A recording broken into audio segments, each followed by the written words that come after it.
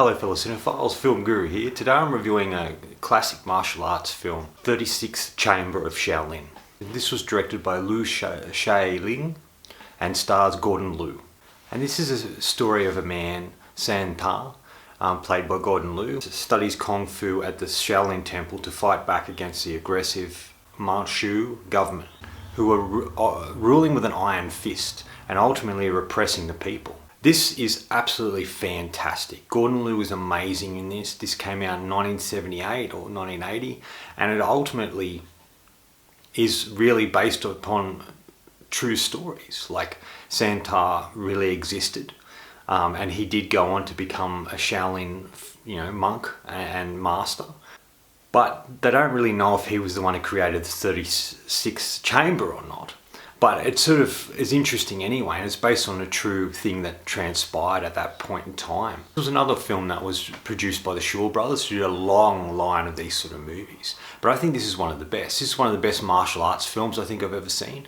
Now, I'm a bit limited. I haven't seen a huge amount, but to me, this is absolutely fantastic. It follows a 3-act structure. The first half of the film is really get to meet the characters and what's sort of going on for them. The second part is him going to the Shaolin Temple and learning Kung Fu. And the third part is him returning to the town after he's mastered this after 2 years and 1 month. First and last act are kind of pretty good, pretty solid. I think the third act's quite good for its martial arts sequences, and to see this character who's evolved and become a master and seeing him fight and defending the town that he comes from. But the real standout part of this film is the second act. And this is all based in the Shaolin Temple. It shows him as a naive, sort of novice sort of character who's desperately trying to learn martial arts and wants to learn, but no one wants to teach him there. And he finally finds his way through it. And he comes up against so many difficult things, each difficult trials and things he has to overcome to become the Kung Fu master he wants to be. And one by one, he starts to master these sort of different chambers.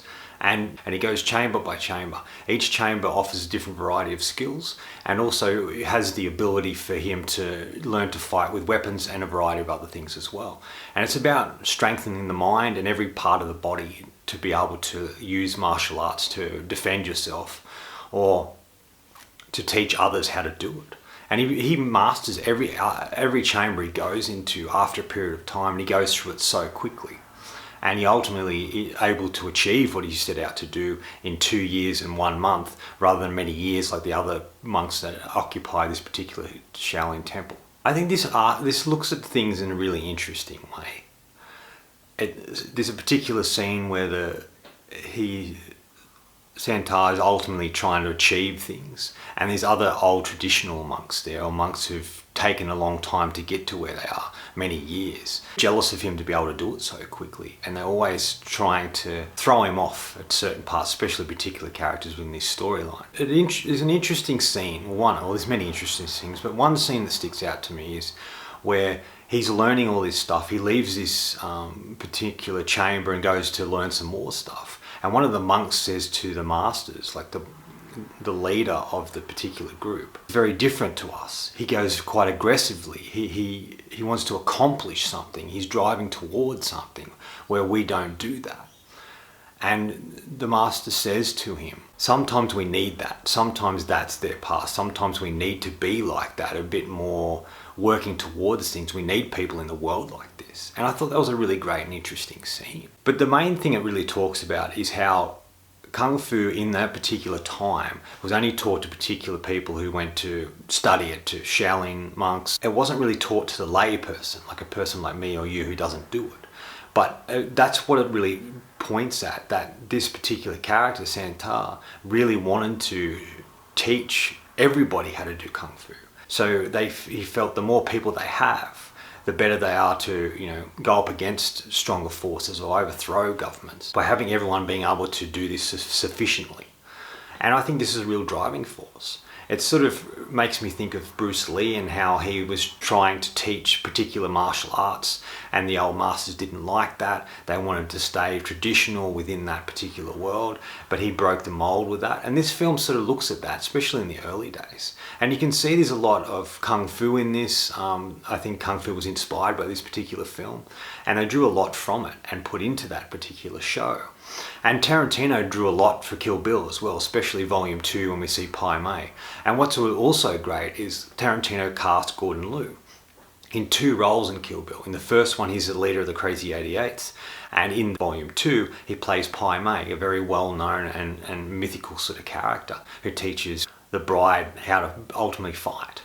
And this is, you can tell that Tarantino got a lot from this film, especially there's a particular sequence where they have to carry these particular buckets and they have these sharp knives under the arms, and if they let their arms go down, they get stabbed, so they have to keep doing it. And there's a lot in that, a lot of trials that this particular character goes through, and he achieves them so well and so interestingly. This sort of broke the mold too in a way, because the director was also a martial artist himself and a choreographer. And he designed a lot of the fight sequences and training sequences that took place within the film. And the fight sequences are pretty much all shot in one long take, so you get to see these particular people fight. And it's actually the actors doing it. They're all trained in certain aspects of it. Gordon Lui was very well versed in Kung Fu, and so were a number of the other actors within the film. And it was kind of interesting to see these sequences take place, especially the fights and action sequences. When you were watching the fights, you were just glued to the screen. You couldn't take your eyes off you. I felt a bit mesmerized by it, watching these particular characters fight each other. And it also did another thing. In a lot of these martial arts films, it's a character fighting one person at a time. Where this was this particular sequence, especially in the third act of the film, where it takes on like 10 people. And he's ultimately able to take them all on and take them all out. This is kind of an interesting thing that I hadn't really seen done before. And I think Gordon Lui was fantastic in this film. He's a solid actor and plays a really convincing character. And his martial arts is absolutely astounding and fantastic. I like the colours used in this. I like the film stock it was shot on. I love there's particular sequences in it. And it's really such an interesting film.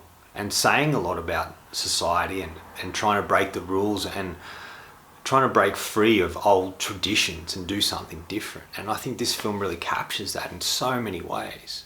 And this film, like I said, is considered one of the greatest Kung Fu movies of all time. And a turning point in the director and star's careers. And this ultimately had 2 other sequels, Return to the 36th Chamber and Disciples of the 36th Chamber. So these were 2 sequels that came along with this as well, where Gordon Lui reprised his role in the second film, Return, and then he played a smaller role and someone else played that particular character in Disciples of the 36th Chamber.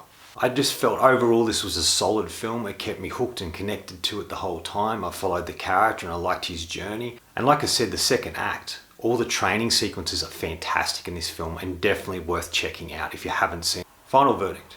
Look, if you're a fan of Gordon Lui, if you like martial arts films, this is definitely one you should check out. If you haven't seen it, I highly recommend it, especially if you like martial arts films and the beginning of something different and what this film was trying to say. And this is definitely worth your time. I thought it was brilliant, well put together, well shot. The fight sequences are fantastic. The spiritual element to it and the story they're telling was really great as well. The only criticism I would have, I guess, is in the third act there's a particular fight sequence that takes place and it just sort of ends. It doesn't really go into anything, it just sort of ends so we can get to the end part. It really felt like I was missing something, like there's another version of this film out there somewhere with this extra footage or extra scene that takes place after the particular fight sequence. But besides that, I thought it was absolutely fantastic and I really enjoyed it.